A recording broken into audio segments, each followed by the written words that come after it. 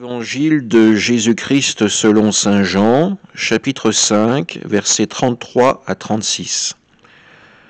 En ce temps-là, Jésus disait aux Juifs, « Vous avez envoyé une délégation auprès de Jean le Baptiste, et il a rendu témoignage à la vérité. Moi, ce n'est pas d'un homme que je reçois le témoignage, mais je parle ainsi pour que vous soyez sauvés. Jean était la lampe qui brûle et qui brille, et vous avez voulu vous réjouir un moment à sa lumière. Moi, j'ai pour moi un témoignage plus grand que celui de Jean. Ce sont les œuvres que le Père m'a donné d'accomplir.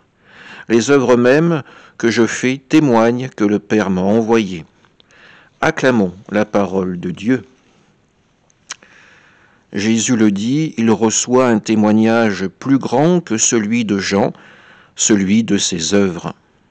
Jésus ne dénigre pas le témoignage donné par Jean le Baptiste, mais il rappelle simplement que c'est le témoignage d'un homme, d'un grand prophète, qui a su annoncer un baptême pour le pardon des péchés, qui a commencé à convertir les cœurs pour la venue de Jésus.